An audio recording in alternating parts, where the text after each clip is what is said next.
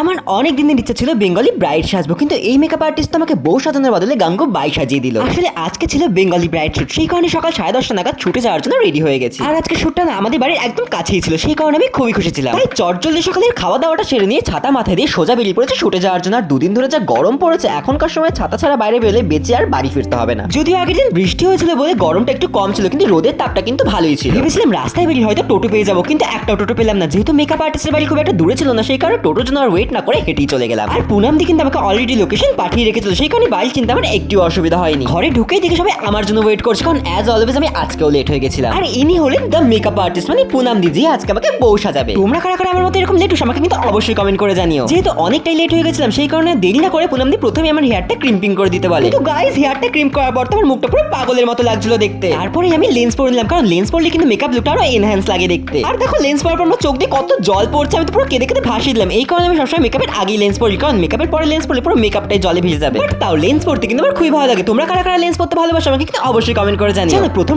তো আমি লেন্স পরতে খুবই ভয় পেতাম, কিন্তু এখন আমার অভ্যাস হয়ে গেছে। আর আমাদের হাসি দেখে তো নিশ্চয়ই বুঝতেই পারছো যে সেদিনকে আমরা কতটা মজা করতে করতে কাজগুলো করছিলাম। এরপরেই পুনাম দি এক এক করে আমার মেকআপের প্রসেসগুলো স্টার্ট করে দেয়। প্রথমেই ভালো করে স্কিন কেয়ার করে নেয়, কারণ ভালো মেকআপের আগে কিন্তু একটা ভালো স্কিন প্রিপারেশন খুবই দরকার। যত ভালো করে তুমি মেকআপের আগে স্কিনটাকে প্রিপেয়ার করে নেবে, তত সুন্দর কিন্তু মেকআপের ফিনিশিংটাও হবে। প্রথমেই পুনাম দি আমার স্কিনটাকে ভালো করে একটা ওয়েট টিস্যু দিয়ে ক্লিন করে নেয়, তারপরেই টোনার আর এক এক করে ময়শ্চারাইজার আর সানস্ক্রিন লাগিয়ে দেয়। যদিও আমরা ইনডোর শুট করছিলাম, কিন্তু আমার মনে হয় এই গরমে ঘরের ভেতরেও সানস্ক্রিন লাগিয়ে থাকা উচিত। আচ্ছা, তোমরা এই গরমে সানস্ক্রিন লাগিয়ে বাইরে বেরোছো তো? কারণ এত রোদের তাপে যারা সানস্ক্রিন না লাগিয়ে ছাতা না নিয়ে বাইরে চলে যায়, তারা কিন্তু আমার কাছে খুব বড় একজন অপরাধ।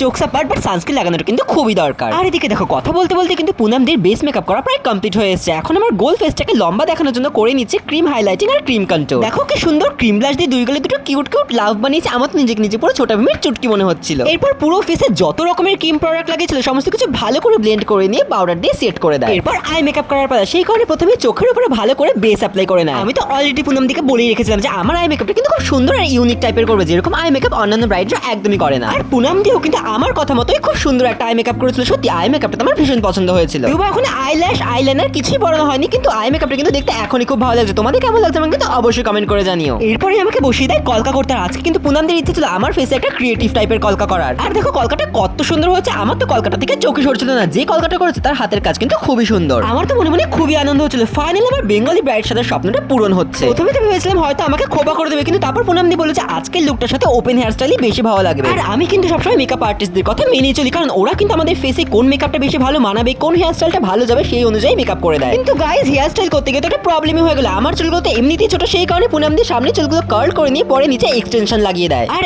এই হলো ফুল হেয়ার স্টাইলটা। সত্যি মেকআপের সাথে কিন্তু হেয়ার স্টাইলটা খুবই সুন্দর মানিয়েছে। এত সুন্দর লাগছে দেখে তো শেষমেশ মেকআপ আর্টিস্ট আমাকে বিয়ে করে নিল না, মানে যেহেতু বেঙ্গলি ব্রাইড সেই কারণে সিথি ভর্তি করে সিঁদুর পরিয়ে দিল। সত্যি বলছি, সিঁদুরটা পরানোর পর তো মেকআপ লুকটা পুরো নেক্সট লেভেলে চলে গেল। জাস্ট দেখো গাইস, গয়না ছাড়াই এত সুন্দর লাগছে, না জানি গয়না পরালে আরো কত সুন্দর লাগে। এরপর আমাকে এক এক করে সমস্ত জুয়েলারি পরিয়ে দিল, যেমন গলার হার, কানের সমস্ত কিছু পরিয়ে দিল। আর সমস্ত কিছু কিন্তু ড্রেসের সাথে ম্যাচ করেই রাখা ছিল। আর এই সমস্ত গয়না, শাড়ি, ব্লাউজ পুনাম দি দোকান থেকে নিজে হাতে বেছে কিনে নিয়ে এসেছে। কারণ দিদি কিন্তু ব্রাইডাল মেকআপ করানোর সাথে সাথে ড্রেস জুয়েলারিও শুটের জন্য রেন্ট দেয়। তোমরা যদি কখনো শুটের জন্য রেন্ট নিতে চাও, তাহলে কিন্তু অবশ্যই দিদির সাথে যোগাযোগ করতে পারো। পুরো লুকটা কমপ্লিট হওয়ার পর আমার তো নিজেকে নিজে গাঙ্গুবাই মনে হচ্ছিল। মানে গাঙ্গুবাই যদি কখনো বিয়ে করতো, তাহলে হয়তো তার বিয়ের লুকটা এরকমই হতো। তোমরা কারা কারা আমার সাথে একমত এক্ষুনি কমেন্ট করে জানাও। আর পুরো মেকআপ লুকটা তোমাদের কেমন লেগেছে সেটাও কিন্তু জানাতে একদমই ভুলবে না। সত্যি পুনামদের হাতের কাজের কোনো তুলনাই হয় না। এত সুন্দর করে সেজেছে, একটু ফটোশুট না করলে কি চলে। আর হ্যাঁ, আজকে শুটের জন্য কিন্তু কোনো ক্যামেরাম্যান বলা হয়নি, আমরা নিজেদের ফোনে ভিডিও শুট আর ফটোশুট করেছিলাম। আর জন্য আমার তো আজকে এই পুরো লুকটার মধ্যে শাড়ি আর ব্লাউজটা সবথেকে বেশি পছন্দ হয়েছে। এরকম লাল পাড় সাদা শাড়িটা আমার ভীষণই পছন্দ। হাই করে দাও। মোটা লাগছে না?